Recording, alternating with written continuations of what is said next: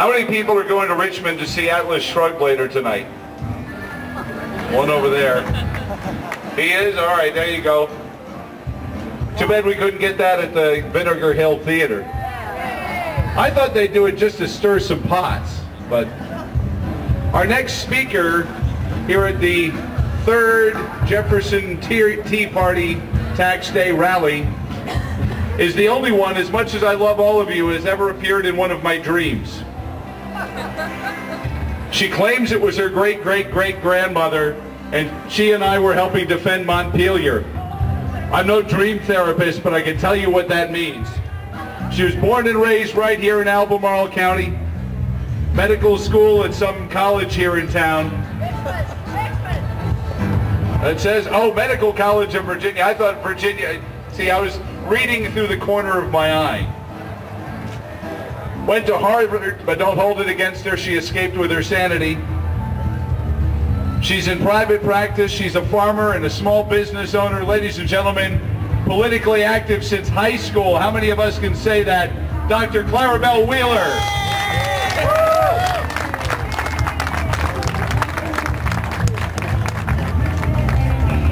If I'm going to be in somebody's dream, I'm glad it's Joe's. There are a couple of things that I want to talk to you about today, and it's medical care, going, coming, and wrapped around us. Is there anyone here who has never, thank you, never been to see a physician? No. Is there anyone here who has not been able to choose the physician they want to see? Well, get ready, guys. It's coming down the pike. I don't care what you call Obamacare. It's socialized medicine anyway, anytime, anywhere. They will tell you, no, you can't. You can't see the physician you want. You can't have the medicine you need.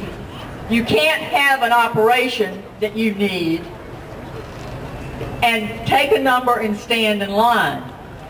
When I was a resident in Boston at man's greatest hospital, the Mass General, we had to learn a few phrases in multiple languages because people came from all over the world to get the best medical care in the world, and that's in the United States. Don't doubt it. You talk to people in Canada and they will tell you why they come across the border to get medical care.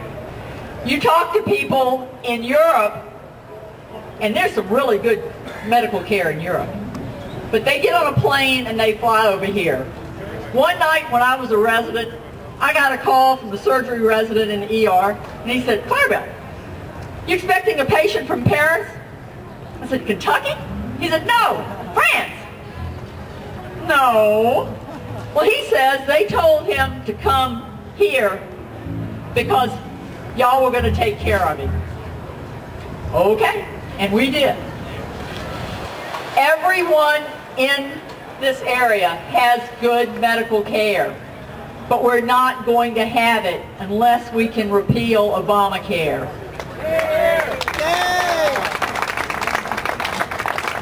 To the previous point on cost, if we can repeal Obamacare, $677 billion in spending will be cut. $677 billion. That's worth fighting for.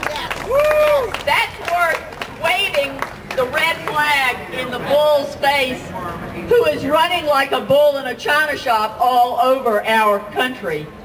And medical care is one of the biggies to fall. I can tell you that if Lawrence Berger had been living in England, he wouldn't have gotten a kidney transplant. They would have said, you're too old. And Lawrence, since you were a candidate, we all know how old you are. And you're not too old. We also need to remember that, as Carol said, and as my mama taught me, if you don't have a solution, don't criticize what's happening now. we need to let our congressman and the two people who are masquerading as senators from Virginia know that we say no to Obamacare.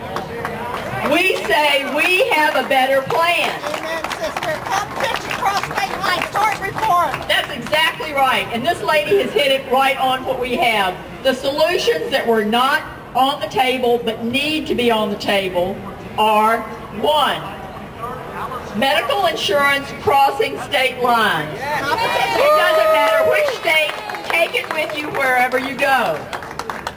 The most important is health savings accounts.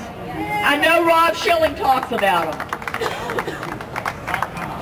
But let me tell you, nobody teaches most people how to get them, where to get them, how to fund them, and that needs to be done. It needs to be publicized, and they need to be continuous, just like a 401k or any other savings account.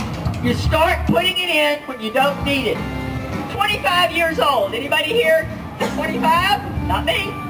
But I'll tell you, when you're 25, you don't have many medical problems. So you start saving for when you're over 25, and you got this big trust fund of money that you put in that you can spend any way you want to. If you want to pay to have a facelift, then blow it all on a facelift. Not that there's anything wrong with that. But you might want to save it for when you don't feel very good and you need to go to a doctor just to say, hey, what's wrong? I don't feel good. Well, Clara Belle, what's wrong with you is you're worried about Obamacare. And everybody else is. So we need to have good health savings plans that go continuously. And if you want to will them to somebody when you die because you didn't pay anything out of it, that too. Yeah, pure money. The two most expensive bills in any physician's office, anybody will tell you. 1, malpractice insurance coverage. There was not one word in the health care legislation, in all 2,000 pages, not one word about medical malpractice reform and tort reform. Not a word. That's got to be changed. Yes. Amen, sister. The other thing that's not there is billing. I am no friend of the healthcare insurance industry. Believe me, some of the most judiciously chosen, uncomplimentary words that I've ever said have been to the directors of medical health insurance companies. They will do anything to keep from paying the bills that you've paid your premiums into to get good health care. And the doctor's offices spend most of their money on trying to figure out how to get the medical health insurance companies to pay for the care that they've rendered. So we've got to have health savings accounts, we've got to have medical malpractice reform, we have to have insurance standards that are reformed, we have to transport medical care across state lines, and we have to be responsible for our own health care. Not some bureaucrat sitting in D.C. saying, you can't have it. I think everybody in this group is about self-responsibility. Amen, sister. We take care of our own, we take care of ourselves, and we don't ask anybody else to do it for us, particularly not the federal government.